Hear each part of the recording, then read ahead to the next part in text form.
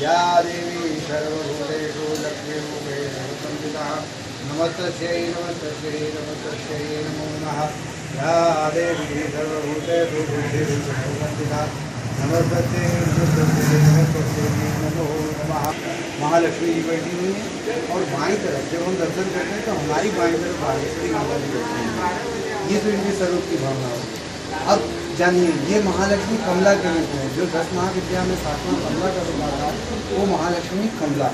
और ये बागेश्वरी शुम्भ वध नाम जो राक्षस का वध किया था, जिस समय बागेश्वरी सरस्वती ने बागेश्वर का रूप धारण किया, तो इनकी एक तरफ बाईं तरफ शेर पर ये बैठी हुई विराजमान, हाथ में तलवार, खड्ग और जलता हुआ अग्नि का कटोरा है और एक हाथ में त्रिशूल है। ऐसे इनके 4 शस्त्र हैं शेर पर बैठी हुई। और ये ऐसे पैर मोड़े हुए, जैसे हम सोफे में बैठते हैं पैर मोड़ते हुए, वैसे माता पद्मासन से बैठी हुई शेर की पीठ तथा बीच में हमने काली जी का कुछ दिनों पहले मुझे ये मंदिर सेवा के रूप में मिला। हमारे पूर्वजों से, हमारे पिताजी से, हमारे चाचा जी ने हमको ये सेवा दी।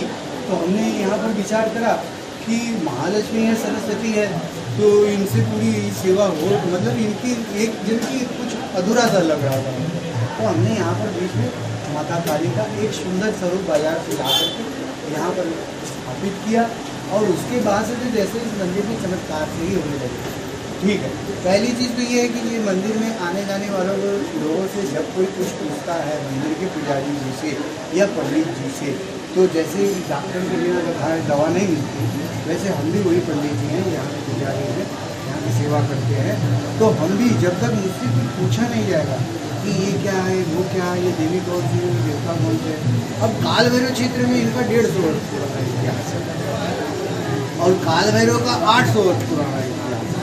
तो 150 वर्ष पहले ये कहाँ से आई? ये हमारे पिताजी और उनके पिताजी के पिताजी यानी 5वीं पीढ़ी, उन्होंने ये दान स्वरूप जमीन प्राप्त करी।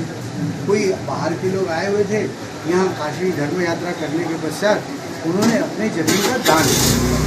तो उस काल में ये ज़मीन हमारे दादा के दादा के दादा के जो थे दादाजी, उनको ये मिली, फिर उनसे ये चलती चली आई।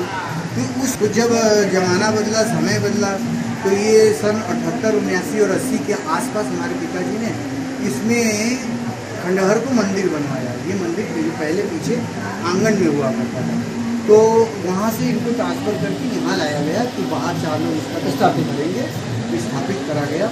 और जब ये मकान बन रहा था उसी समय ये नीचे से निकली हुई दोनों देवियाँ, और दोनों ही एक डामरगंज के पत्थर बोले जाते हैं, रेणुकूट रापटगंज के आसपास जो पत्थर आते हैं, उन पत्थरों से सुसज्जित है ये दोनों माता।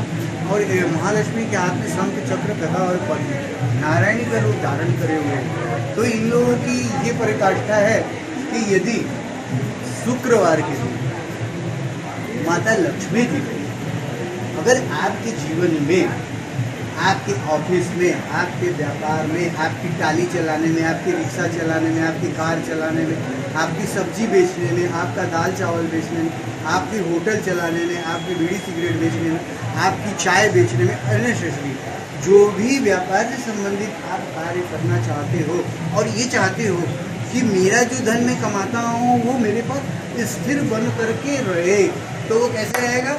उसके लिए हम लोगों को क्या करना होगा कि जब भी लक्ष्मी जी के मंदिर में जाएं तो 2 फूल लेकर, एक गुलाब का फूल उनको दोनों ही चढ़ाना है, दोनों चढ़ा करके एक उनके पास से उठा लेना। अब क्या करना है? उस लाल फूल को लाना है अपने घर। उस लाल फूल को ला करके प्लास्टिक के डिब्बे में या बांस की डिब्बी में या कपड़े में लपेट करके रखने से नित्य प्रतिदिन उसके ऊपर अक्षत और रोली चढ़ाना, पैसे की बरकत होने लगती है। जैसे तुमने 5000 कमाए तो वो 5000 बहुत ढेर सारे लगने लगेंगे और खर्चने का मन नहीं बनेगा। दूसरी चीज़, लक्ष्मी के साथ साथ संतान की प्राप्ति के लिए हमारे यहाँ लोगों का ये मानना है कि बिछिया यदि माता को 2 जोड़े चढ़ाई जाती है तो उससे भी माँ 16 शुक्रवार का व्रत और बिछिया चढ़ाने ऐसा माँ जो भी बांध होती हैं वो भी माता ही होती है, लेकिन उसका गर्भ भरा नहीं रहता, इसलिए उन्हें बांध कहना पड़ता है। तो उन बांध स्त्रियों का गर्भ भी भर देती है माँ, ऐसा यहाँ की मान्यता है।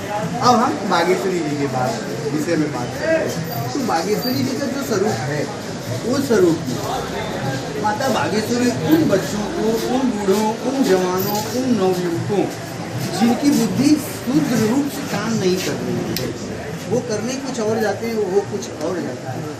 अगर वो कुछ और भी गया है तो उसको सुधारने में भी कुछ और हो जाता है।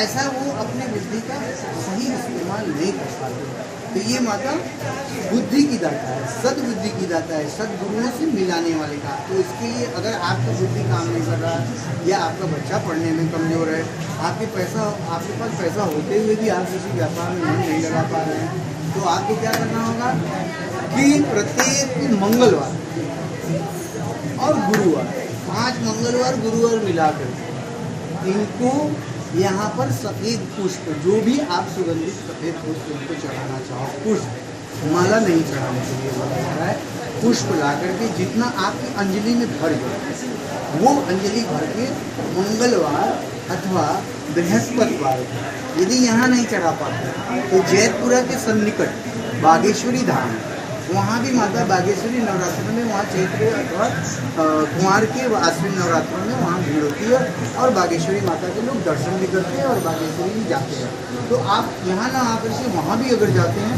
और वो अंजलि भरा हुआ पूरा फूल उनकी चरणों में चढ़ा दें करके 7 बार उनकी परिक्रमा करते हैं, यानी देरी करना।